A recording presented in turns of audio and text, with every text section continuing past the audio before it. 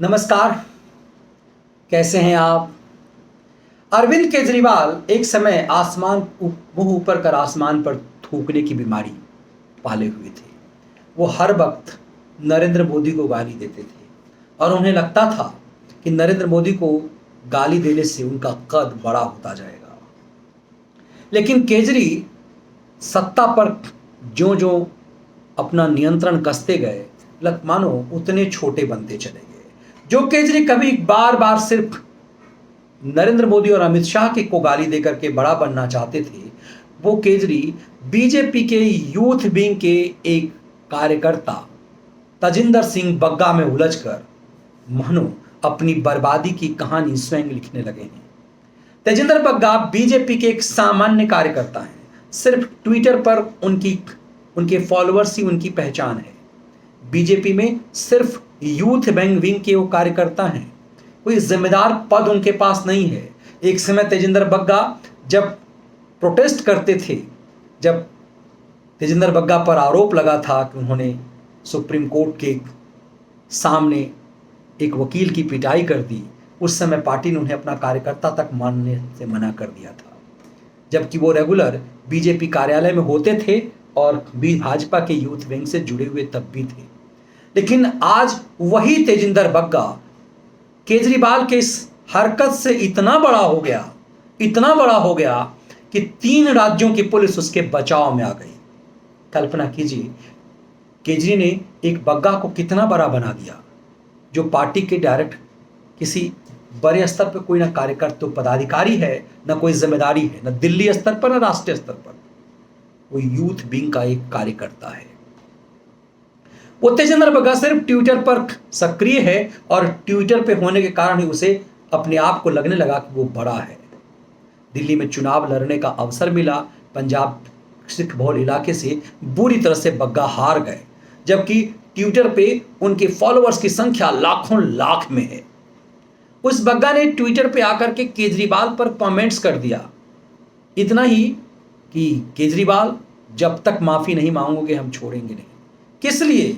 क्योंकि वो लगातार कह रहे थे कि आपने कश्मीर के हिंदुओं का अपमान किया है, कश्मीर में मुसलमानों के द्वारा प्रताड़ित किए गए, भगाए गए, हत्या किए गए, उनका मजाक आपने विधानसभा में उड़ाया है और हम ये होने नहीं देंगे। वो केजरीवाल उस समय में लगातार प्रधानमंत्री को अपमानित कर रहे थे विधानसभा में। तब भी अपमानित कर रहे थे जब भारत पाकिस्तान के बीच पुलवामा का मामला आया था, और तब वो मोदी के पास को सीधे कहे थे कि मोदी जी कितने सिपाहियों को मरवाओगे, कितने लोगों की शहादत करवाओगे 300 सीट पाने के लिए। सीधे तौर पर इस मामले में अरविंद केजरीवाल पर गंभीर केस दर्ज होना चाहिए था, जिस तरह का केस उन्होंने बग्गा पर दर्ज कराया। तो क्या केजरी पूरी तरह से उलझ चुके हैं बग्गा के मामले में? केजरी बग्गा के बारे में उलझ रहे हैं तो ऐसा लगने लगा कि पंजाब में सत्ता आई, पुलिस आई तो अकड़ आ गई। यदि दिल्ली में उनकी सरकार के साथ दिल्ली की पुलिस होती तो फिर केजरी क्या करते? केजरी के कई ऐसे बयान हैं जिसमें वो कहते हैं कि यदि मेरे हाथ में पुलिस आ जाए तो मैं सबको सेंध दूं, एक दो को टाइट कर दूं कि सब सीधा हो जाए। ये दिखाता है कि आंदोलन से निकला हुआ व्यक्ति, आम आदमी कहने का अहंकार पालने वाला व्यक्ति सत्ता के नशे में किस कदर चूर हो गया है। अरविंद केजरीवाल बग्गा से बदला लेने के चक्कर में अपनी बर्बादी की कहानी लिख रहे हैं, तो सामने आ रहा है कि जिस बग्गा के लिए उनकी पार्टी गुंडा शब्द का इस्तेमाल करती है, जिस बग्गा के लिए उनकी पार्टी ये कहती है कि क्रिमिनल है, ये उठाईगीर है, जिस बग्गा के लिए अरविंद केजरीवाल स्वयं ऐसे ऐसे बयान देते हैं, उस बग्गा पर ये बोलने के साथ साथ उनकी पार्टी के प्रवक्ता आतिशी कहती हैं कि भाजपा गुंडों की पार्टी हो गई है, उनके ऊपर कोई कार्रवाई नहीं होता। कमाल की बात है कि भाजपा आम आदमी पार्टी की कार्य के प्रवक्ता, आम आदमी पार्टी के सर्ग मुखिया जिस बग्गा को गुंडा कहती है, उस पार्टी के पार्षद को अदालत ने देश एक बहुत बड़ा क्रिमिनल और यूएपी एक राजद्रोही माना है। प्रथम दृष्टया दोषी माना है उस ताहिर हुसैन को, जो आम आदमी पार्टी का पार्षद था, केजरी का दुलड़ुआ था और केजरी के खास एमएलए उसका खासम खास है। अमातुल्ला खान उक्त अदालत द्वारा चार्ज फ्रेम होने के बाद भी उसको निर्दोष मानता है।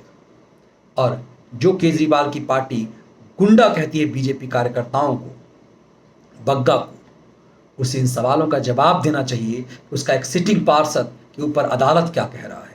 अदालत ने माना है कि आम आदमी पार्टी का ये पार्षद खुलेआम दंगा का मास्टरमाइंड था। 2020 में जो हिंदू विरोधी दंगे हुए उसका वो मास्टरमाइंड था।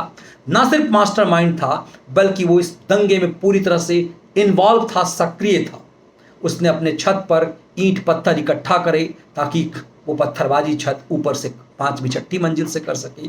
उसने पेट्रोल पंप के से पेट्रोल इकट्ठा कराए, पेट्रोल बम तैयार किए, गुलेल बम तैयार किए। इस तरह से आम आदमी पार्टी का पार्षद न सिर्फ दंगा का मास्टरमाइंड बल्कि उसमें सक्रिय था।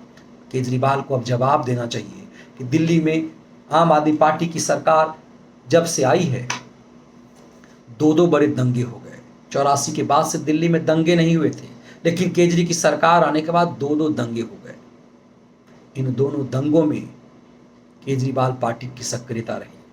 2022 में जहांगीरपुरी में जो दंगे हुए उसमें भी आम आदमी पार्टी का कार्यकर्ता अंसार का नाम सामने आया है। अमानतुल्लाह खान से लेकर के असउद्दीन ओवैसी तक उसके पक्ष में आए। भले ही आम आदमी पार्टी अब उसे अपना कार्यकर्ता मानने से इनकार करती है, लेकिन कई सबूत सामने हैं जो बताते हैं कि कैसे आम आदमी पार्टी का कार्यकर्ता था। तो सवाल ये है कि क्या दिल्ली से लेकर पंजाब तक अब आम आदमी पार्टी की सरकार और केजरीवाल टीम केजरी की करतूत से लगने लगा है कि दिल्ली के बाद अब पंजाब को डर लगने लगा है।